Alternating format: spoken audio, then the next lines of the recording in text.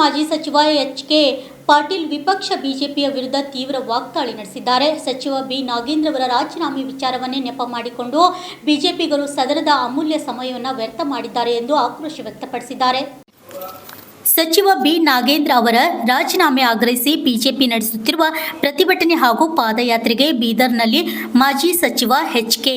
ಪಾಟೀಲ್ ಕಟ್ಟು ಶಬ್ದಗಳಿಂದ ತಿರುಗೇಟು ನೀಡಿದ್ದಾರೆ. ನಾಗೇಂದ್ರ ರಾಜೀನಾಮೆ ವಿಚಾರವಾಗಿ ನನಗೆ ಯಾವುದೇ ಅಧಿಕೃತ ಮಾಹಿತಿ ಲಭ್ಯವಾಗಿಲ್ಲ ಎಂದು ಅವರು ಇದೇ ಸಣ್ಣ ವಿಷಯವನ್ನು ಹಿಡಿದುಕೊಂಡು ಬಿಜೆಪಿಗರು ಸದನದಲ್ಲಿ ದೊಡ್ಡ ರಾದಂತ ಸೃಷ್ಟಿಸಿದರು ಎಂದು ಕಿಡಿಕಾರಿದ್ದಾರೆ.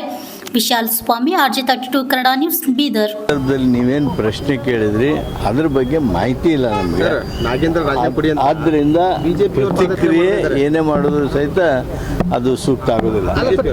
ಬಿಜೆಪಿ ಅವರು ಪದಯಾತ್ರೆ ಮಾಡ್ತಾರೆ ಸರ್, ರಾಜೀನಾಮೆ ಕೊಡಬೇಕು ನೀವು ಅಂತ. ಬಳ್ಳಾರಿ ರಾಜ್ಯದಿಂದ ಬಳ್ಳಾರಿ ತನಕ ಸರ್, ನೀವು ರಾಜಕೀಯ ಅಲ್ಲ ಸರ್.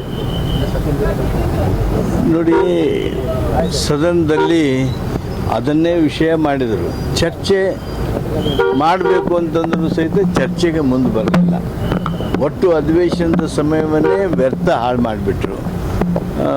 ಮತ್ತು ಅದೇ ಪ್ರಯತ್ನವನ್ನು, ಅದೇ ಪಟ್ಟನ್ನು ಇಟ್ಕೊಂಡು ಅವರು ಮುಂದೆ ಹೋಗ್ತಾ ಇದ್ದಾರೆ. ಆದರೆ ಅಧಿವೇಶನವನ್ನು ಯಶಸ್ವಿಯಾಗಿ ನಡೆಸಬೇಕಾಗಿತ್ತು. ಬರಗಾಲದ ಬಗ್ಗೆ ಚರ್ಚೆ ಆಗಬೇಕಾಗಿತ್ತು, ಬಿಡದಿ ಬಗ್ಗೆ ಚರ್ಚೆ ಆಗಬೇಕಾಗಿತ್ತು, ಹಲವು ಸಮಸ್ಯೆಗಳೇನಿದ್ವು ಅದ್ರ ಬಗ್ಗೆ ಚರ್ಚೆ ಆಗಬೇಕಾಗಿತ್ತು. ಅದನ್ನು ಮಾಡಲಿಲ್ಲ. ಮಾಡೋದರಲ್ಲಿ ವಿಪಕ್ಷಗಳು ವಿಫಲ ಆಗಿವೆ. ಸರ್ಕಾರಕ್ಕೆ ಮುಜುಗರ ಆಗಬಾರ್ದು ಅನ್ನೋ ಒಂದು ಕಾರಣಕ್ಕೋಸ್ಕರ ನಾಗೇಂದ್ರ ಅವರು ಸ್ವತಃ ನಾನೇ ರಾಜೀನಾಮೆ ಕೊಡ್ತೀನಿ, ನನ್ನಿಂದ ಪಕ್ಷಕ್ಕೆ ಮುಜುಗರ ಆಗಬಾರ್ದು ಅನ್ನೋ ಒಂದು ಆ ಮಾಹಿತಿ ಏನು ಗೊತ್ತಿಲ್ಲ. ಅದು ಪೂರ್ಣ ನನಗೆ ತಿಳಿದ ಮೇಲೆ ನಾನು ಅದಕ್ಕೆ ಪ್ರತಿಕ್ರಿಯೆ ವರಿಷ್ಠರಿಗೆ ಭೇಟಿ ಮಾಡ್ತಾರಂತ ಸರ್.